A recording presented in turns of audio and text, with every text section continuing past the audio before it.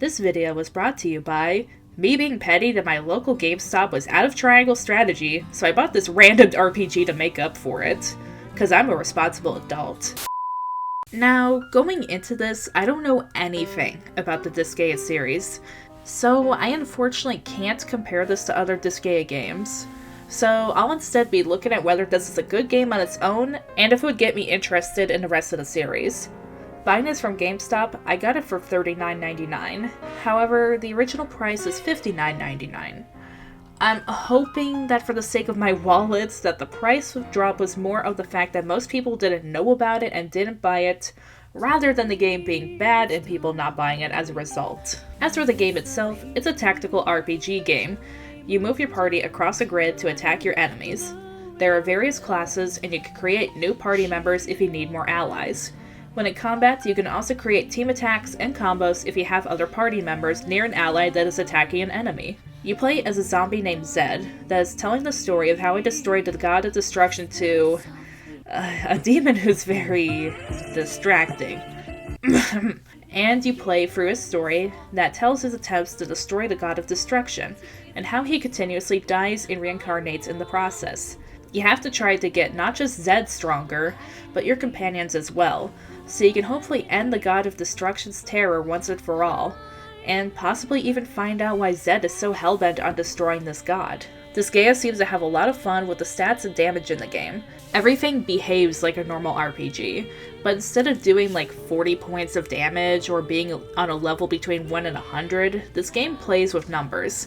So you'll be between level 1 to 999,999, and you could do thousands of points of damage. Like I said, it doesn't necessarily affect the gameplay compared to RPGs, it just adds to the style of the game.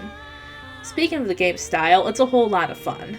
The writing is very quirky and humorous, even just the names that the random NPCs are given are so funny.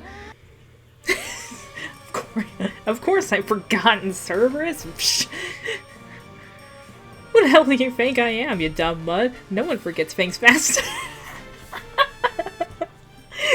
Mood.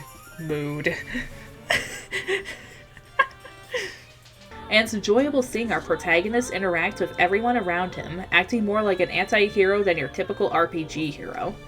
The art is also very clean and nice to look at. The art style kind of reminds me of something else, but I'm not 100% sure what. It kind of reminds me a bit of the animation of Mr. Jewelbox and something else, but I'm not sure what. By the way, if you haven't seen Mr. Jewelbox, I highly recommend it. The game is very over the top with typical anime art and animation. The only thing I wish is that they would have added a bit more variety to special animations. Like, maybe if it was a combo, it would change the animation, or if it missed, there would be something different. As of right now, you just see the same animations over and over no matter what, especially in the beginning stages, and I just end up skipping them entirely after a while. I feel like there could have been a bit more that they could do with that. Let's go ahead and get into the gameplay next. It's really your standard tactical RPG flair on the battlefield with a different coat of paint. There are different classes with different abilities, different weapons, and characters can have different ranges that they can move or attack from. As discussed previously, you can create combos and team attacks in order to cause more damage to enemies. And sometimes you can get to counters, counter-counters, counter-counter-counters. Well, you get the drift.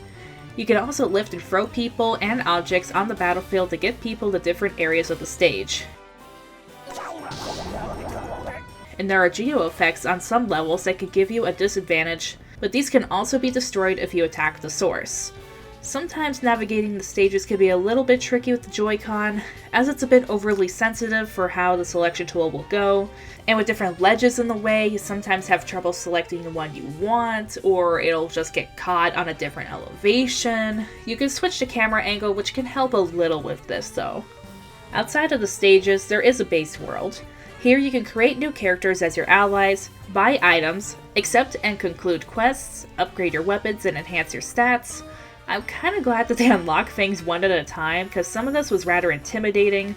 Thankfully, most of everything is explained pretty well. For all of you seasoned Disgaea players, you can skip the tutorial stuff. I'm not sure if there's a way to unlock everything in the hub world at once though, if you're interested in that. Alright, final thoughts for my first impressions of this game is Disgaea 6 worth it. I can't speak if this offers any new challenges for old players of Disgaea games, or if it is up to par to the others of the series. However, as a game for a new player, I had a ton of fun and has piqued my interest for other games in the series. It likes to poke fun at itself, as well as tropes in games that it's satirizing. The characters are fun and memorable, and have a lot of assets. The voice acting in both English and Japanese is well done, and there is a lot of complexity to the gameplay, as over-the-top and indulgent as it looks on the surface. The only things I would really change is adding more battle animations to keep it visually fresh, and toning down the sensitivity on how the joystick moves your selection around the grid. I'm glad I decided to pick this game up, and it was a really good deal that I got it on sale. If you like tactical strategies and want to pick up a new game, I highly suggest Disgaea 6. And those are my first impressions. If you guys like this video, be sure to subscribe and click the bell to see more from me in the future. If there are any other games you want me to try out, then let me know. And don't forget to check out my social media in the description. And I also have my Teespring, Ko-fi, and Etsy down below if you want to support me directly. Until next time, this is Dance Macabre, signing off.